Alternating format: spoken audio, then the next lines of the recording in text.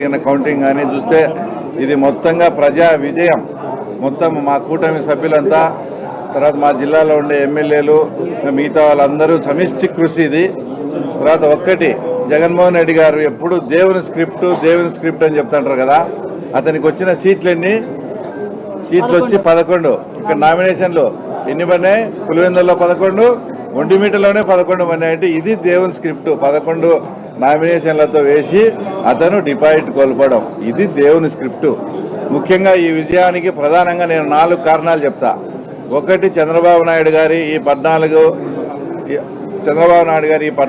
నెలల్లో చేసిన మంచి పనులు, సుపరిపాలన.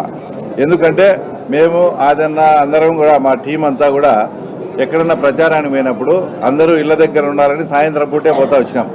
ఎప్పుడు సాయంత్రం పూట పోయినా కూడా స్కూల్ పిల్లలు బడికంతా వచ్చి ఎప్పుడు మా ఎమ్మడే thank you CM sir, thank you Lokesh sir, మాకు అందరికీ తల్లికి వందనం వచ్చిందని మా వెంట తిరిగేటప్పుడే మాకు సుస్పష్టంగా అర్థమైంది ఈ ఎన్నిక మేము గెలవబోతున్నామని. ఆ తర్వాత రెండో పాయింట్ వచ్చేసి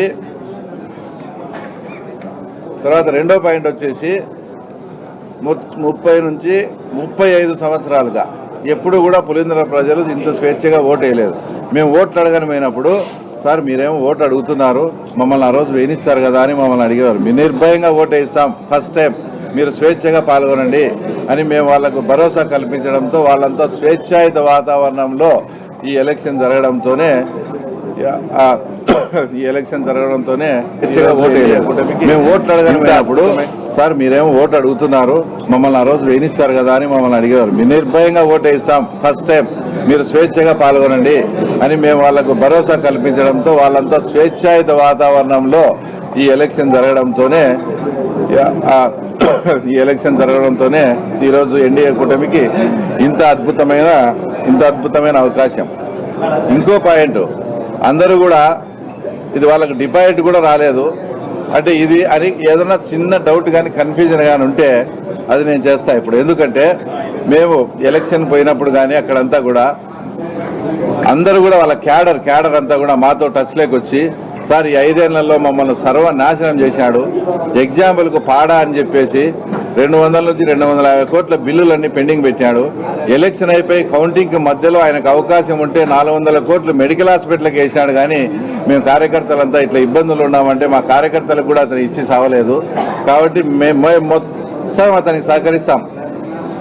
అతని అహంకారానికి, అతను ఎక్కడో ఆకాశంలో కూర్చున్నట్టున్నాడు, అతని అహంకారానికి అతను బాగా కొవ్వు పట్టి ఉన్నాడు సార్. మేము ఖచ్చితంగా ఆ కొవ్వును కరిగిస్తాం ఈసారి ఎలక్షన్స్లో, మీకు సపోర్ట్ చేస్తాం అని. ఇంకా అసలు నేనన్నా ఆయనకు అని చెప్తానా, వాళ్ళు మాట్లాడిన మాటలు కానీ as it is Jaganmohan Reddy కానీ వినిపిస్తే ఆయన ఆత్మహత్య చేసుకుంటాడు. అలాంటి పదజాలము పులివెందుల వాళ్ళ క్యాడర్ వాడి నాకు సపోర్ట్ చేసినందువల్లనే ఇప్పుడు ఆ తర్వాత ఇంత అద్భుతమైన విజయం. తర్వాత ఇక్కడ 4వది ప్రధానమైన పాయింట్ ఏంటంటే, అక్కడంతా కూడా అరటి రైతులు మొత్తం. అంటే పులివెందుల మండలంలో ఎక్కువ అరటి రైతులు. అక్కడ ఎర్రబల్లె చెరువు అనేది ఒకటి చాలా ఇంపార్టెంట్. చిన్న పని చేస్తే కూడా ఆ తర్వాత ఆ ఎర్రబల్లె చెరువు నిండుతుంది. అంటే హెచ్ఎన్ఎస్ఎస్ ద్వారా చిన్న వెంటు పెడితే ఆ పనిని పోయి రైతులంతా పోయి అడిగితే కూడా ఏ రోజు స్పందించకుండా అవంతా కూడా పొంగనూరు పెద్దిరెడ్డి రామచంద్రారెడ్డికి పోవాలి. ఇక్కడ నిన్ను ఓట్లు వేసి 35 ఏళ్ళు 40 ఏళ్ళ నుంచి వాళ్ళను ఓట్లు వేసినా వేయకుండా మీరే గుద్దుకొని చేసి ఆ ప్రజలకు ఇవ్వకుండా అక్కడ పెద్దిరెడ్డి రామచంద్రారెడ్డి వాళ్ళ ఊరు పీబీసీ అంటే పొంగనూరు బ్రాంచ్ కెనాల్కి పోవాలని ఎక్కడ నీళ్ళు ఇవ్వకుండా పోవడంతో మేము మొత్తం మా కూటమి నాయకులంతా సీఎం గారితో మాట్లాడి, అధికారులతో మాట్లాడి అక్కడ వెంటు పెట్టించి అక్కడ వాటర్ అందించడం. ఈ 4 కారణాల వల్లనే మేము ఊహించిన దానికన్నా కూడా తర్వాత ఎక్కువ మెజార్టీ ఈరోజు ఆ తర్వాత అక్కడ వచ్చింది. ఇంకో విషయం కూడా స్పష్టంగా, అంటే వాళ్ళది ఎంత బలం అనేది చెప్పేదానికి మీరు కూడా లాజికల్గా ఆలోచించండి. మీ ద్వారా రాష్ట్ర ప్రజలు కూడా చెప్తున్నా, రీపోలింగ్ అడిగింది వాళ్ళే. తర్వాత 2 రీపోలింగ్ వచ్చినాయి. రీపోలింగ్ కన్నా ముందు పోలింగ్ అయింది. ఒక బూత్లో 400 ఓట్లు పోల్ అయితే రీపోలింగ్ తర్వాత 350 ఓట్లు 360 ఓట్లు పోలైనాయి.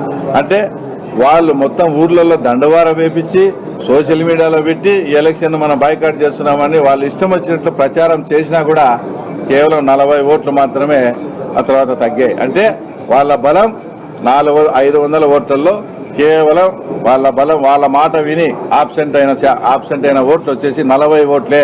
ఇప్పుడు ఆ రకంగా క్యాల్కులేషన్ వేసుకునే కూడా ఖచ్చితంగా వాళ్ళకు వచ్చిన 682 ఓట్లు నిన్న వాళ్ళ ఆబ్సెంట్ అయిన విధానాన్ని బట్టి చూస్తే 2 కరెక్ట్గా టాలీ అవుతున్నాయి. అంటే వాళ్ళ బలం 500 ఓట్లలో వాళ్ళు చెప్తే బాయ్కాట్ చేస్తున్నామని వాళ్ళు చెప్తే వినకుండా అందరూ హాజరైనారు. వాళ్ళ మాట వినింది కేవలం 40 ఓట్లు మాత్రమే అనేది ఆ తర్వాత నేను మీ ద్వారా తెలియజేస్తా ఉన్నా. ఒక్కసారి మా ముఖ్యమంత్రి గారు ఎంతో ప్రజాస్వామ్యవాది. ప్రజాస్వామ్యం అంటే ఆయన పడి చచ్చే మనిషి. అలాంటి ప్రజాస్వామ్యవాది చేతనే అంతకుముందు ఎలక్షన్స్లో ఇదే జెడ్పీటీసీ ఎంపీటీసీ ఎలక్షన్స్లో ఆయన నోటి వెంటనే మేము ఎలక్షన్ బాయ్కాట్ అని అనిపించారంటే మీరు ఎంత అప్రజాస్వామ్యంగా వ్యవహరించినారో. జగన్ రెడ్డి కానీ అవినాష్ రెడ్డి కానీ ఏదో పెద్ద పుడింగ్ అని పెద్దిరెడ్డి రామచంద్రారెడ్డిని కుప్పం వచ్చి ఏమేమో చేసి కదా. ఇప్పుడు పులిందుల ఎలక్షన్ జరిగేటప్పుడు ఆయన పంపించచ్చు కదా.